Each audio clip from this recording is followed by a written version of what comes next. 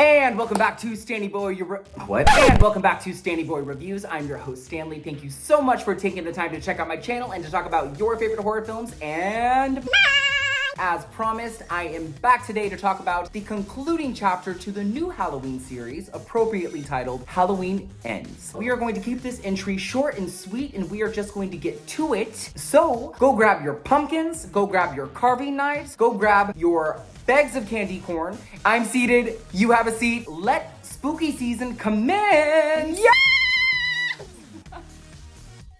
Ow. Ouch.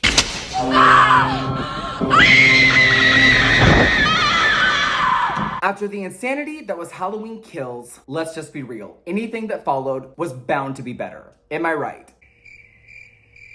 I think it's safe to say that David Gordon Green and the slew of people behind this new series were really amped to give us what we wanted back in 2018. I, for one, really enjoyed Halloween 2018, but Halloween Kills was a tad chaotic for my taste. It had a scattered storyline, heavily underused characters, especially the ones that they brought back from the previous films. And, dare I say it, way too much gore, and that's coming from me. So knowing that Halloween Ends was going to be, well, the end of things, I felt that there was a lot to look forward to. I was excited to see what Green and the board of writers did this time around. And I had heard rumors that they were going to go in a completely different direction. So my expectations were lower and lower as the months went by, which I don't think is a bad thing at all. The final shooting script for Halloween Ends was approved by John Carpenter in late 2021, and shooting took place in Savannah and Sylvania, Georgia in January through March of 2022, with some reshoots that took place in the summer of 2022 as well. But those reshoots only lasted 4 days, so there wasn't a lot that they had to fix. Jamie Lee Curtis went on record saying that this movie was going to be shocking and that the ending was going to make fans very angry. According to sources, there was going to be notable influences of other films throughout this movie, including John Carpenter's classic Christine, a movie that I haven't seen that I need to watch,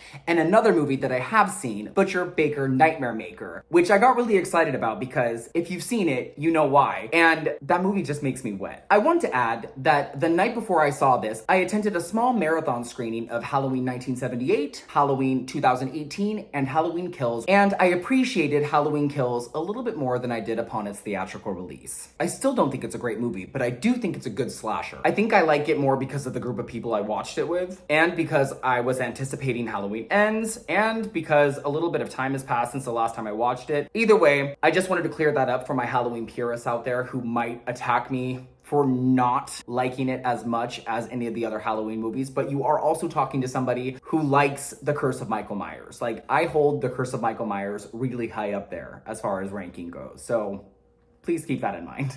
Anyway, let's get on with it. Halloween Ends picks up Halloween 2019, and we are introduced to a young man named Corey Cunningham, played by Rowan Campbell. He is babysitting, and after a terrible accident, he becomes an outcast of sorts.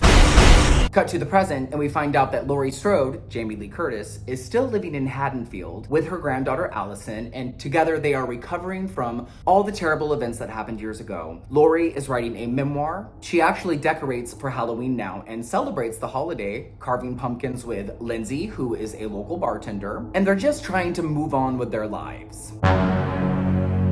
Laurie somehow connects with Corey and decides to fix him up with Allison. Things are looking up. Things seem fine until Corey encounters Michael.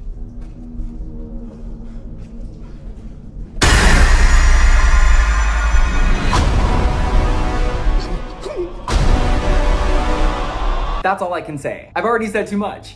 If I say anything else, it would be to spoil, and I don't want to spoil because, like I said earlier, this movie just goes in a completely different direction than its predecessor, than any previous Halloween film you've ever seen, and I give it props. I actually really liked it. I enjoyed this movie. The less you know about this movie, the better. And by now, I'm sure there are spoilers everywhere, but you're not gonna get any spoilers from me. I personally loved the direction that this movie took. It gave us a fresh story. It gave us a fresh perspective. I was afraid at one point that it wasn't going to work, and there were a few moments where, quite frankly, it didn't. Because he is coming. But then it made up for itself because Jamie Lee Curtis, baby. Straight up, Jamie Lee was given so much more to do this time around, and I was so happy about it. I was smiling from ear to ear every time she was on screen, because where she was not even present in Halloween Kills, she is present 110% more in Halloween Ends. It's like the writers actually realized that she was a character this time. Where I might have disagreed with some of the writing qualms, anything regarding Laurie, I mostly agreed with. And that's a huge plus, because most of these movies, especially this new series, are about Laurie. Those choices have to be right, and when they're done correctly, there were, however, more than a few moments where this movie gave me Friday the 13th Part 5 vibes, and also got a little too romantic for my taste. You know, I didn't dwell on it. I didn't hate it. I actually, again, appreciated it a little bit. And I liked the fact that the writers gave this baby a different set of wheels. After everything that happened in Halloween Kills, this felt fresh, and it still managed to feel like a Halloween film by the time the ending rolled around. And boy, what an ending. When Laurie and the Shape finally do come face to face, it's brutal, it's scary, it's suspenseful, and it's intense. And it's worth the wait. You came here to kill me, so do it. I was on the edge of my seat. The entire audience was hooting and hollering and clapping. I was so grateful for the evolution of Laurie by the time this thing ended. I haven't felt this proud of Jamie Lee's character of Laurie Strode since H2O, and that was a different reiteration of Laurie Strode. If you consider this new series a cake of sorts, Halloween Ends was the perfect frosting on top of it, complete with sprinkles. While there were a few flaws, I was willing to look past them. Most of them. I hated the band kids. I hated all of them. Some of the writing also, in general, was a little cringy. And the Friday 5 stuff, man, like, ugh, the similarities were a little too striking at times. And had those been toned down a little bit more, maybe my score for this would be a teensy bit higher. But alas, here we are. So on Stanny's Stab-O-Meter, I am prepared to give this bad boy a solid 3 stabs. And that's good. That's good. I mean, we got Jamie Lee back. We got Cody and John Carpenter with the music. And this music was so good once again. And all of the nods to the previous Halloween films were chef's kiss, man. They were so good. I saw all of them. I loved the titles. I loved the opening sequence. I was, all over the place. I was one of the people in the audience clapping and just shouting at the screen. This was miles better than Halloween Kills, but it also stood alone. Halloween is one of my favorite franchises. I would rank this with some of the best of them. So, what did you think, guys? Did you see Halloween Ends yet? Do you plan on watching Halloween Ends? Let me know what you think of it in the comments. And guys, don't forget to follow me on social media. I am on Instagram, I am on Twitter, and I am on TikTok. And do not forget to subscribe. Please, you guys, be safe. Have a wonderful week. I'll see you soon. Later.